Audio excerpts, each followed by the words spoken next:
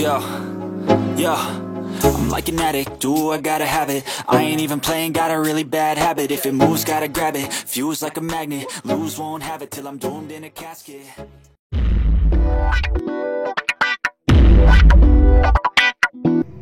Pada kesempatan ini kita akan membahas secara praktis mengenai pusat kegelapan seluruh dunia.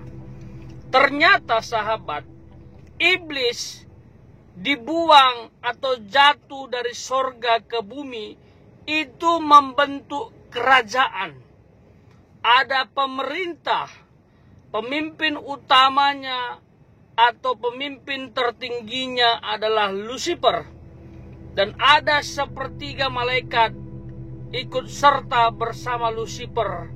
Dan mereka masing-masing punya struktur kepemimpinan atau tugas. Jadi kerajaan iblis itu memiliki job desk masing-masing. Nah, terkait dengan statement yang tadi, di mana kira-kira pusat kegelapan seluruh dunia? Mari kita bahas bersama-sama, tentunya bersama hambanya Evangelis Daud Tony. Ini dia.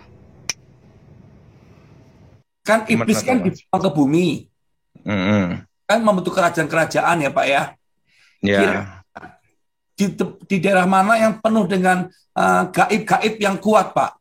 Sebenarnya hampir seluruh dunia itu ada budaya mistik ya Thomas ya. Iya Pak. Nah tetapi pusatnya kekuatan mistik itu ada di Timur Tengah. Itu antara Mesir dengan Israel. Yaitu peperangan yang pernah terjadi antara Tuhan dan iblis. Di situ ya Pak? Itu waktu zamannya Musa kan. Semua pergerakan seluruh dunia itu kan terfokus ada di Timur Tengah. Nah, kedua adalah Cina. Karena Cina itu kan salah satu kebudayaan tertua di dunia. Setelah itu kedua adalah India. Kalau India sama Cina, mana yang lebih kuat, Pak? Kalau untuk zaman dulu India, sekarang pun juga India. Sekarang pun India. Tapi kuat pun tidak beda jauh, hanya beda-beda tipis saja. Gitu ya Pak Daud. Nah setelah India, baru Afrika. Nah setelah itu baru yang lain-lain ya. Jadi bisa digambarkan asumsi saya, berpikiran saya, berarti negara-negara ini menghasilkan kuasa-kuasa gelap dan banyak dukun-dukun sana yang mungkin dipakai si jahat lebih kuat ya Pak, begitu Pak ya? Sebenarnya tentang okultisme kuasa jahat itu tergantung ada di negara setempat, politik setempat, budaya setempat. Tapi budaya di sini bukan budaya etika, tetapi budaya yang berhubungan dengan pemanggilan arwah, pemujaan roh. Kalau Indonesia sendiri sih sebenarnya okultismenya itu terpengaruh kebanyakan tuh dari India. Dari India ya. Nah setelah itu kedua baru percampuran ya. Percampuran dengan kepercayaan setempat gitu loh. Iya Pak. Kan zaman dulu kan ada namanya animisme, dinanisme. Iya. Nah itu terjadi sinkretisme di situ. Waktu Pak Daud pergi ke Cina, ada Bapak peperangan seperti Bapak di Surabaya, Bapak di tingkat berapa, sedang KKR, di lantai bawah itu banyak yang akhirnya tempat-tempat sesuatu yang dihancurkan Tuhan, begitu Pak? Kebetulan waktu saya di Cina sih semua biasa-biasa aja ya. Karena kan saya hanya di beberapa tempat aja. Pakai bahasa Indonesia atau pakai bahasa no word Pak? Kan sebenarnya itu roh itu kan pakai bahasa batin. Oh begitu Pak. Roh ketemu roh gitu loh. Jadi sekalipun ada di Indonesia, orang Indonesia, kalau ketemu roh Cina ya tetap bisa komunikasi. Jadi meskipun setan di Indonesia sama di luar negeri, bahasanya bukan berarti bahasa Indonesia dengan bahasa Cina bukan ya Pak? Bahasa khusus ya Pak? Ada bahasa khusus. Berarti Pak Daud dulu pernah memiliki bahasa khusus ya Pak? Sesama setan Ya, dulu. dulu pasti ada. Itu namanya disebut bahasa batin. Kalau orang Kristen nggak boleh punya bahasa batin ya Pak? Nggak boleh. Nggak boleh. Nah, itu dia sahabat. Bagaimana menurut sahabat? Silakan isi pendapat di kolom komentar ya. Jadi, pusat kegelapan seluruh dunia itu ada di Timur Tengah. Di antara Mesir dan Israel. Wow. Pantasan di tempat tersebut banyak sekali sihir. Ya, bahkan sejarah mencatat ada orang yang menganggap dirinya Tuhan di situ. Siapa lagi kalau bukan Fir'aun, membuat patung untuk disembah setiap pengikutnya. Jikalau tidak menyembahnya, maka fatal. Nah, itu dia.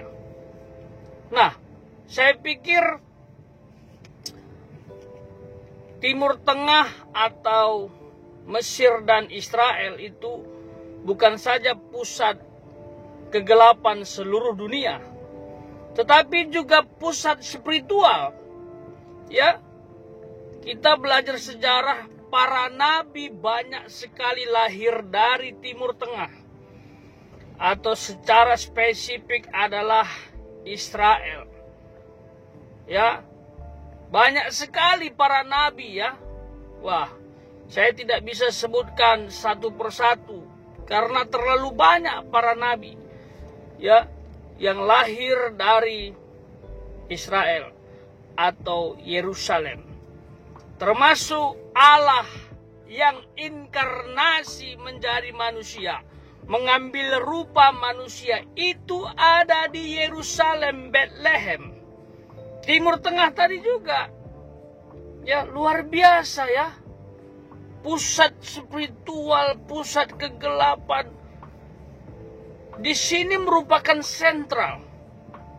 Ya. Bahkan sebagian besar cerita Alkitab ya berpusat ke Timur Tengah ini. Ya. Itu dia. Luar biasa.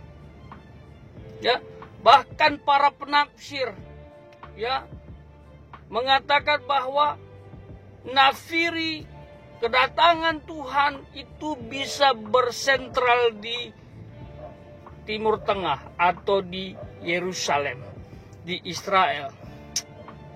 Luar biasa. Oleh sebab itu kita doakan ya Timur Tengah supaya damai.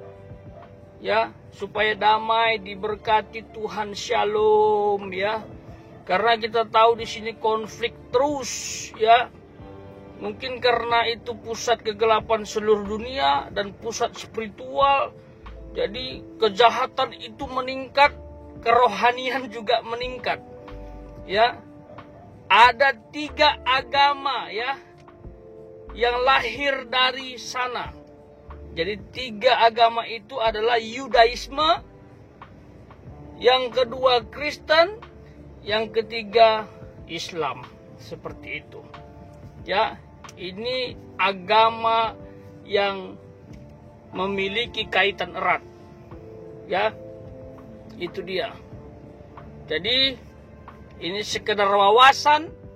Ya, semoga kita semakin teguh di dalam Tuhan.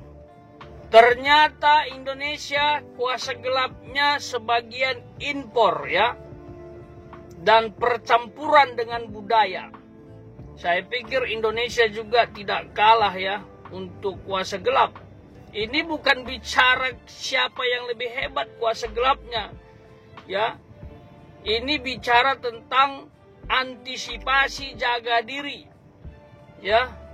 Jadi Indonesia termasuk tempat yang lumayan banyak ya praktek-praktek atau bersekutu dengan kuasa gelap. Jadi kita harus semakin banyak berdoa, kita nggak main-main, kita harus berperang. Ya. Dan kita doakan Indonesia juga semakin dipulihkan, semakin religius. Karena kita tahu Indonesia ini juga agak antik gitu ya.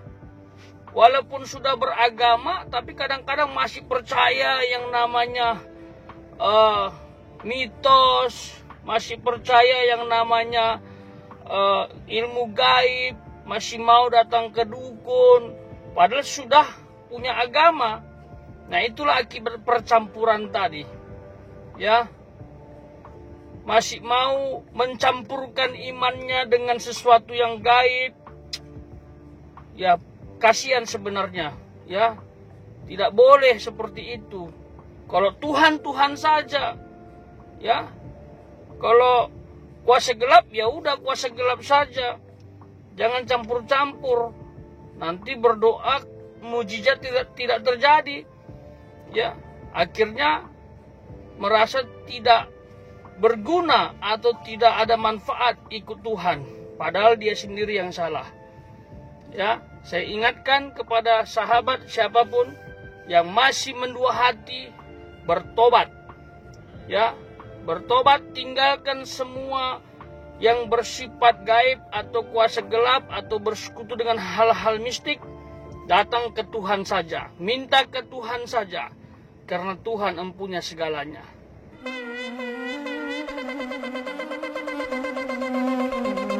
Joy to the world, the Lord is come. Let earth receive